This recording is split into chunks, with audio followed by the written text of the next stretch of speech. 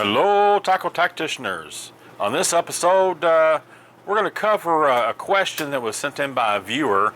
He was asking about how we do the epoxy, how we mix it, and as far as applying, we're just using a brush, just like most everybody does. Now, you can thin it down and spray it, but you need at least a 2.0 tip on a gun, either a mini paint gun or an airbrush like the Passe H series. But anyhow, we're just going to cover the basics here because I was asked, and this is what I end up doing. You know, I get these little medicine cups. I'll put a link in the description down there on the underneath the video there. They're very inexpensive. Everybody uses them. I've got some the syringes. A lot of people use the syringes. Well, I kind of like the mixing cup because I have an actual mixer from CRB that I got through spraygunner.com, and I like it because I can mix that while I'm actually preparing my lures or what have you, getting ready to paint, get my supplies. I can put it in the mixer and it has no bubbles. That's the key thing, is with the epoxy, is getting bubbles in it. So basically what I end up doing is, because I'm old and I can't see, I'll take a marker. I like using the Sharpie, like a blue or red, something I can see. And let me see if I can get in here. And of course, you got drams, you got ounces, what have you. What I do is I'll find, like, if I'm going to just do a little small batch, I've got, see, it's hard to see, I mean, it's like an 1/8 ounce. Well, I go for the first line. I'll highlight that. Now we're doing a 50-50 on this. I'm using the BSI or the DevCon, it works either way. And I'll mark the two first lines. So that way I've got my 50-50 marked. Now I do the same thing with my two-part automotive clear. The two-part I use, the Tamco high impact, and it's a 4-to-1. So what I'll end up doing is I'll mark it down here, and then I'll come up here to the 1/2 ounce mark and mark it for the 4-to-1. But on this, we're just doing 50-50. So what I'll do is I highlight that so I can actually see it. And then what I'll do is, oh, by the way, someone was asking me about how I store my plastic cups. I just use an old cardboard tube. I think it was out of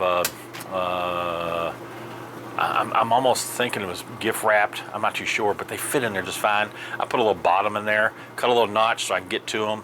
Need to probably cut it down a little bit further, but I can just pick them up, slide them in, slide them out. And just found a old plastic cup stuck in there on the bottom. So makes it easier. That way I can keep my clear bench, my epoxy bench. As you see, I use a piece of marble. I got one of the marble places. I just stopped in there one time just to see if they had a piece that I can get real cheap, if you call that cheap. And the guys were nice enough. I swapped out a few lures, got me a nice little piece.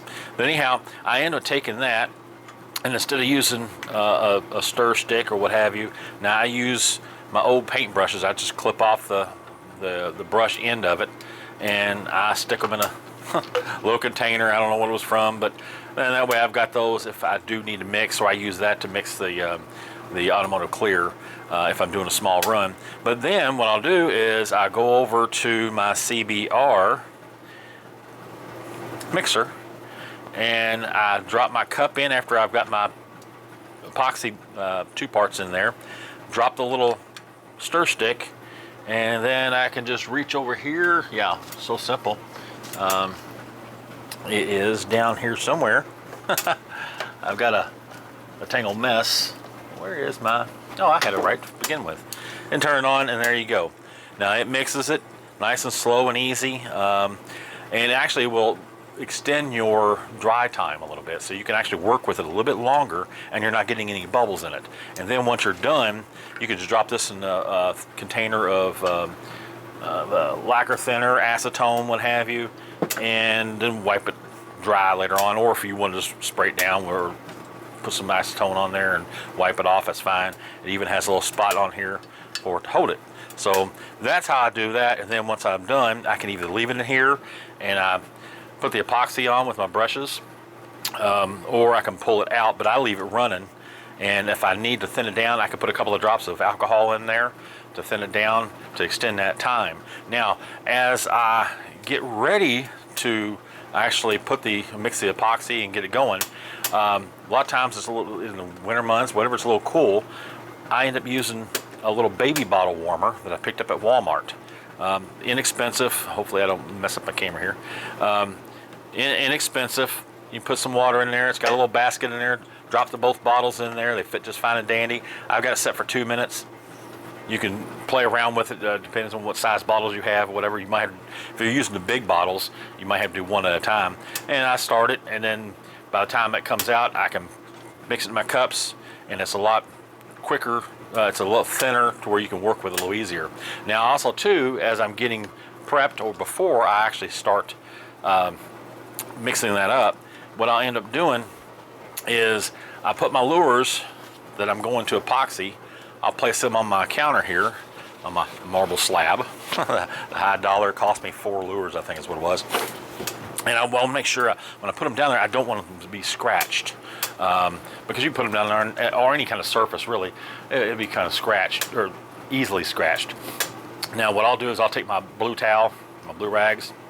Well, if you can see, I just dropped it on the floor. That's the second time I've done that. And so I'm just gonna get this old dirty one here that's already been used. And I'll lay them on there and I'll set them on the side. And a lot of times what I'll do is I'll put another one over here. And as I go through it, if I have any drips, it drips on there. But I can drip on here and just take a razor blade and after it's dried and clean it up, so that's no biggie.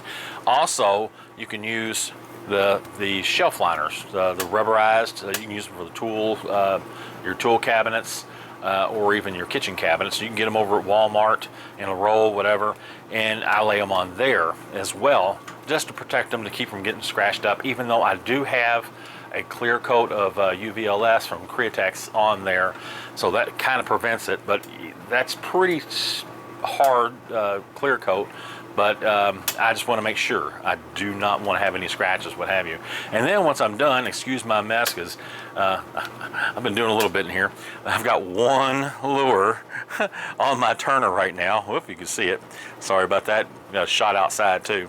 But and I put them on the turner as I complete the epoxy on them, and then that way they can turn. Now, if you're using a UV box lights and all that stuff and epoxy, this will work the same way. You don't have to really mix your UV epoxy because it's a single, but it actually might come in handy a little bit by putting it in one of these cups, because I see guys actually squirt right out of the bottle onto the lure and work with that way. That's okay, but I would rather use this. You can use little silicone containers if you want, but these are so cheap. You can throw it away. You can put it in a dark container and it won't harden up, so you can actually reuse it. But me myself, I don't want any contaminants. If contaminants got in there when I'm putting on my final coat, I don't want to get dust or dirt in there, so it's cheap enough to just throw them away. Same with the epoxy. If you're regularly using a 2-part epoxy like the BCI or the DevCon, whatever brands that you use, like the Envirotex, throw them away. It's cheap enough. But I'll put a link in the description for the little cups, also for the little baby bottle warmer that come out from Walmart, I believe, and then the CBR mixer, the epoxy mixer. But anyhow, oh, and also too, your brushes, it actually holds your brushes inside there. And then I even had my wife, one of our old Lowry seasonings things, I clean that out, and you can stick your brushes, your little droppers, eyedropper things in there. I'll get here your pipe. There you go, your pipers. But anyway, something easy, something simple. But I had that question, so I thought, well, let me cover it real quick while I'm thinking about it. And well, until next time, send me the comments, send me an email at tackletactician@gmail.com. I've got some new videos coming up that we're going to start doing a spotlight on some of the artists, maybe some of the suppliers, maybe do some interviews. So anything I can do to kind of ramp up the channel a little bit, give you guys a little bit more insight, some more tips and tricks, if you want to call them tricks. But until next time, thank you again for watching. If you don't mind, subscribe. If you haven't subscribed, share, like, do that bell dingy thingy to stay informed for the next videos that come up. And make sure you take a kid fishing and shine on those lures like you shine inside. Thank you again for watching. I got a whole lot to give, Lord, I ain't just talking about money. I got a whole lot to give, Lord, I ain't just talking about money.